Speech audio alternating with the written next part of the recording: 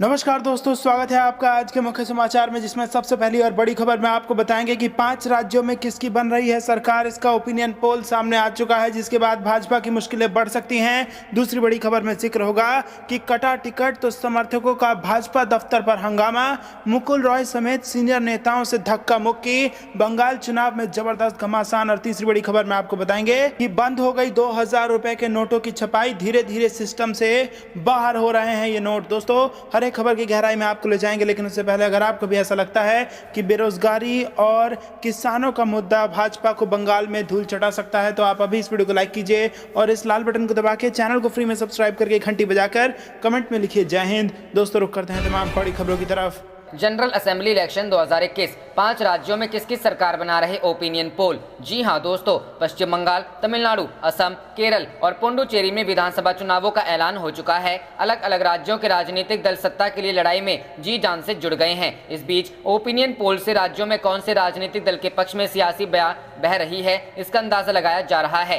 हाल ही में times now see voter के सर्वे ने पश्चिम बंगाल में ममता बनर्जी की वापसी, तमिलनाडु में डीएमके कांग्रेस की सरकार, केरल में पिनराई विजयन की वापसी, असम और पुडुचेरी में एनडीए की जीत की भविष्यवाणी कर दी थी। अब एबीपी न्यूज की ओर से कराए गए सर्वे में 5 राज्यों का हाल बयां किया गया है। बंगाल में ममता की हैट्रिक। पश्चिम बंगाल की सियासत इन दिनों सबसे ज्यादा चर्चा में है। प्रधानमंत्री नरेंद्र मोदी और केंद्रीय गृह मंत्री अमित शाह काफी पहले से बंगाल को साधने की कोशिशों में जुटे हैं। इस बीच बंगाल की राजनीति कई नाटकीय घटनाक्रमों का भी गवाह रही है। यहां 8 चरणों में 27 मार्च से 28 अप्रैल तक वोटिंग होगी। इससे पहले एबीपी न्यूज के सर्वे में मतदाताओं का मन टोहने की कोशिश की गई है। सर्वे के मुताबिक प्रदेश में ममता बनर्जी की वापसी होती दिख रही है। 52% लोगों की मुख्यमंत्री के रूप में पहली पसंद ममता बनर्जी है। इतना ही नहीं, प्रदेश में टीएमसी को 150 से 166 सीटें मिल सकती है।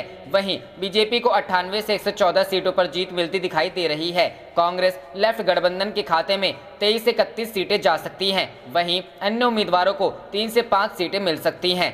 असम में भी बदलाव नहीं। सी वोटर सर्वे की माने तो असम में भी बदलाव के आसार नहीं है। यहां एनडीए की सरकार दोबारा बन सकती है। 126 सीटों वाली असम विधानसभा में एनडीए को 64 से 72 सीटें मिल सकती है। वहीं यूपीए 52 से 60 सीटें जीत सकती है। एनडीए सबसे बड़ा दल साबित हो सकता है, लेकिन यहां मामला करीबी होने के भी आसार हैं। हालांकि सर्वे में बताया गया है कि इस बार एनडीए के वोट शेयर भी बढ़ेंगे। पिछली बार एनडीए को जहां 41% वोट मिले थे, वहीं इस बार यह वोट शेयर 45% का हो सकता है।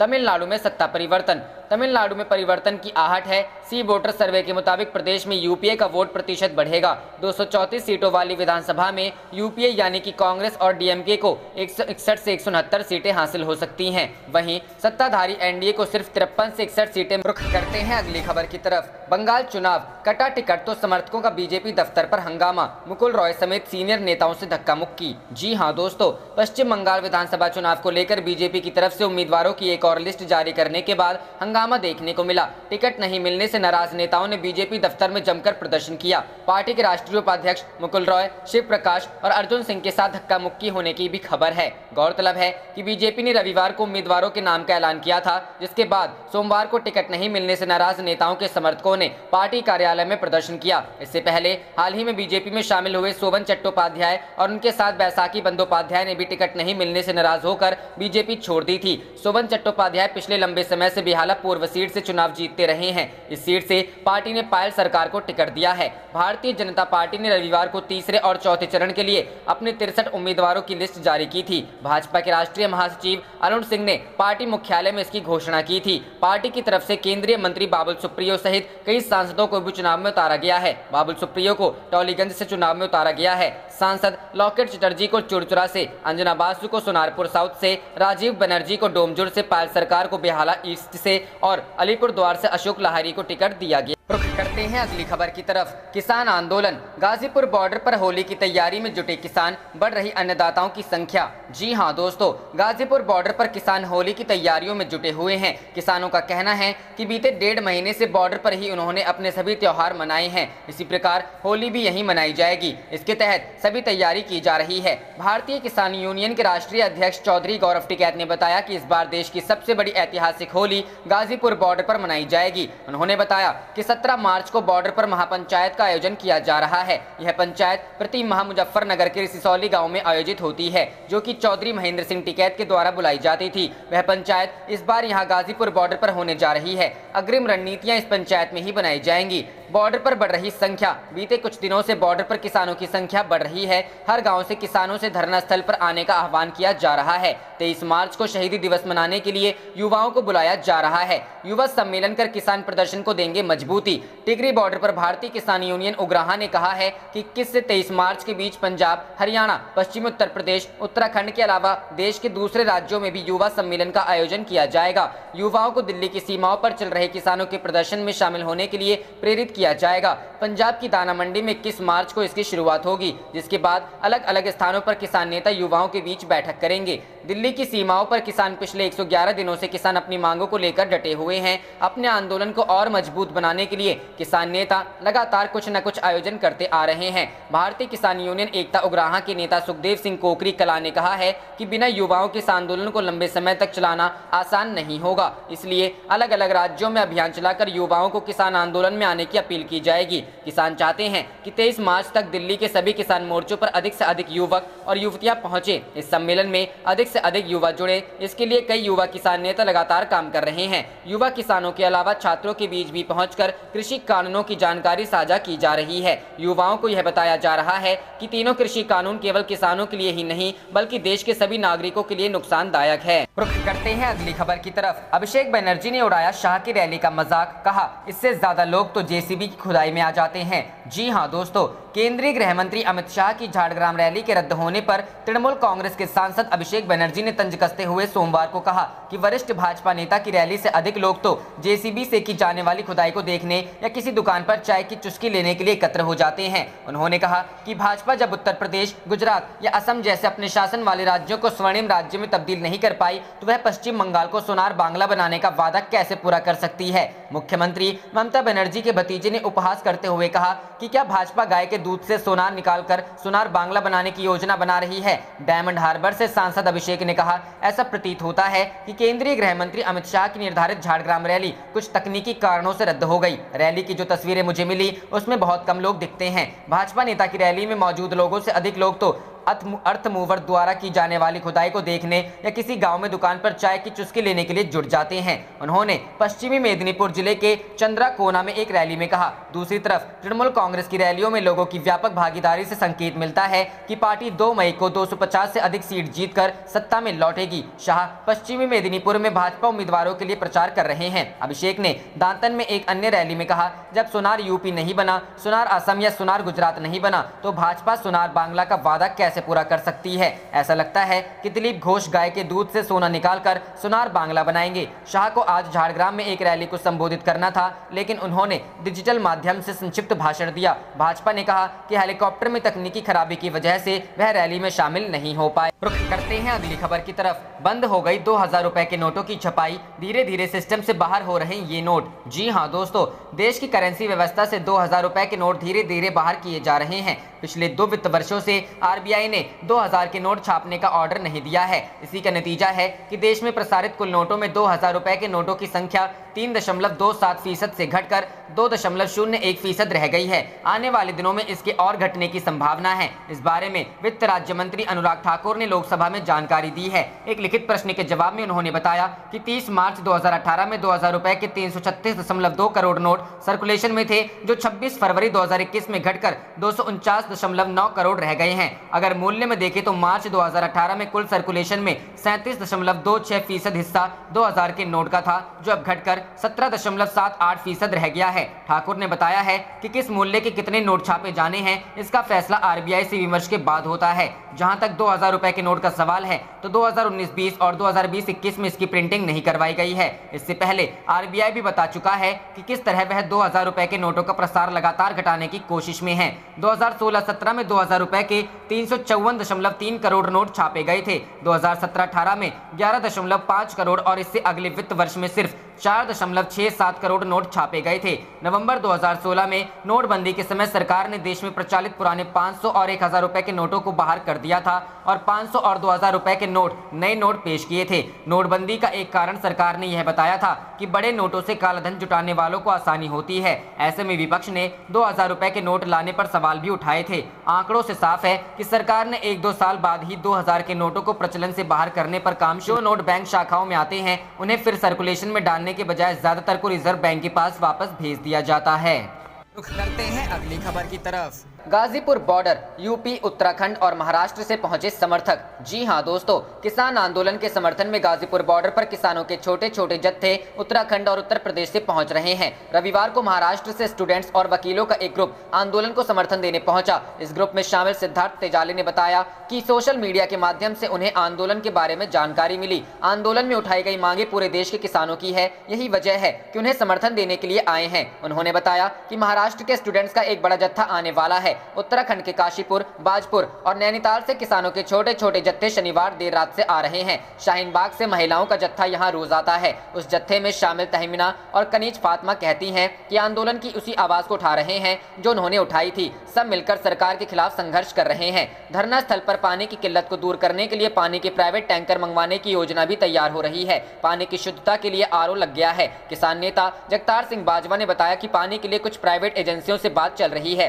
कई गुरुद्वारे इस संबंध में मदद कर रहे हैं। किसान नेता गौरव टिकैत ने बताया कि गर्मी से बचने के लिए नए सिरे से ऊंचे टेंट लगाए जा रहे हैं। उनमें झाड़ फूस की छत का इस्तेमाल हो रहा है। उन्होंने बताया कि बुधवार को बीकेयू की किसानों की मासिक बैठक होने वाली है। उसमें भारी संख्या में किसान आंदोलन में शामिल होने के लिए आ रहे हैं। रुख करते हैं अगली खबर की तरफ। झारग्राम में अमित शाह की रैली क्यों हुई रद्द? क्या कम भीड़ थी कारण? टीएमसी एमपी ने गिनाए 4 कारण। जी हां दोस्तों, केंद्रीय गृह मंत्री और बीजेपी के वरिष्ठ नेता अमित शाह की आज पश्चिम बंगाल झारग्राम में चुनावी रैली होने वाली थी, लेकिन एंड मौके पर यह रैली रद्द हो गई। शाह ने रैली को वर्चुअली संबोधित किया। बीजेपी की तरफ से कहा गया कि शाह के हेलीकॉप्टर में तकनीकी खराबी आ जाने की वजह से वो झारग्राम में रैली नहीं कर सके। उधर विपक्षी और राज्य की सत्ताधारी पार्टी तृणमूल कांग्रेस ने बीजेपी के दावों की हवा निकालते हुए कहा है कि रैली में लोग नहीं जुटे थे, इसलिए अमित शाह को प्रोग्राम रद्द करना पड़ा। टीएमसी सांसद डेरेक ओब्रायन ने झारग्राम रैली का 2 वीडियो और कई फोटो सोशल मीडिया पर पोस्ट किया है और शाह की रैली रद्द होने के 4 कारण गिनाए हैं। डेरेक ने लिखा है,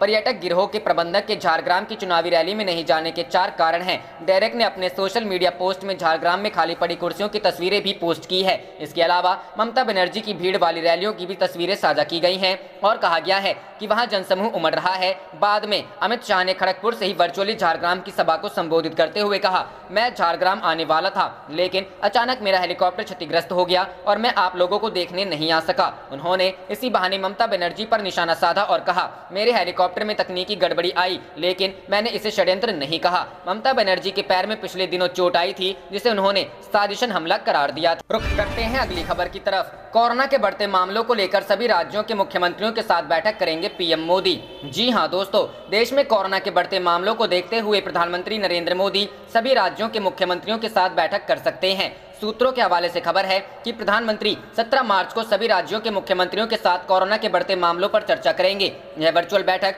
दोपहर 12:30 बजे होगी। प्रधानमंत्री की तरफ से यह बैठक उस समय हो रही है जब देश में कोरोना के इस साल की शुरुआत के 10,000 रोजाना की तुलना में बढ़कर रोजाना 25,000 तक पहुंच गए हैं। पिछले हफ्ते यानी 8 मार्च से 15 मार्च के बीच मौतों की संख्या में भी 28% का इजाफा देखा गया, जो पिछले 6 हफ्तों में सबसे ज्यादा है। केंद्रीय स्वास्थ्य मंत्रालय के अनुसार बीते 24 घंटे के दौरान देश भर से 26,291 मामले सामने आए हैं, जो कि पिछले 85 दिनों में सबसे ज्यादा हैं। इससे पहले 19 दिसंबर को इससे ज्यादा मामलों का पता चला था। इसके अलावा 17,455 लोग कोरोना से रिकवर हुए हैं और 118 लोगों की मौत हुई है। महाराष्ट्र से कोरोना के 16,620 नए मामले सामने आए, जो कि 30 सितंबर के बाद से सबसे ज्यादा हैं। इसके अलावा 6 और राज्यों में केसेस बढ़े हैं। पंजाब में 1,500 से ज्यादा मामले सामने आए हैं। कर्नाटक में 934 नए मामले सामने आए, जिसमें से 628 तो अकेले बेंगलुरु अर्बन से थे। गुजरात से भी 810 नए मामलों का पता चला है, जो कि 27 दिसंबर के बाद सर्वाधिक हैं। तमिलनाडु में 759, मध्य प्रदेश में 743, आंध्र प्रदेश में 298, पश्चिम बंगाल में 283, जबकि राजस्थान में 250 केस सामने आए। 8 से 15 मार्च वाले हफ्ते में पिछले हफ्ते के मुकाबले 38,714 मामला ज्यादा आए। यह 7 से 13 सितंबर के बाद वीकली केसेस में सबसे ज्यादा बढ़त है। वीकली केसेस 8 से 14 जून 2020 वाले हफ्ते के बाद से 8 से 14 फरवरी वाले हफ्ते में सबसे कम हो गए थे। उस वक्त हफ्ते भर में 77,000 से थोड़ा ज्यादा केसेस दर्ज। रुख करते हैं अगली खबर की तरफ। यूपी पंचायत चुनाव, आरक्षण पर योगी सरकार को इलाहाबाद हाईकोर्ट ने दिया बड़ा झटका। जी हां दोस्तों, इलाहाबाद हाईकोर्ट की लखनऊ बेंच ने उत्तर प्रदेश की योगी आदित्यनाथ सरकार के पंचायत चुनावों पर आरक्षण से संबंधित फैसले पर बड़ा झटका दिया है। अदालत ने आदेश दिया है कि इस चुनाव के लिए सीटों के आरक्षण के लिए साल 2015 को ही आधार वर्ष माना जाए। इस पर यूपी सरकार की ओर से भी कोर्ट में कहा गया है कि उसे 2015 को आरक्षण के लिए आधार वर्ष मानने में कोई परेशानी नहीं है। यही नहीं, कोर्ट ने यूपी में पंचायत चुनाव 25 मई तक करा लेने का भी आदेश दिया है और पूरी आरक्षण प्रक्रिया 27 मार्च तक खत्म कर लेने की मियाद तय कर दी है। सोमवार को आए इलाहाबाद हाईकोर्ट के फैसले से जाहिर हो गया है कि अब वह वहां पंचायत चुनाव नए आरक्षण के आधार पर कराए जाएंगे।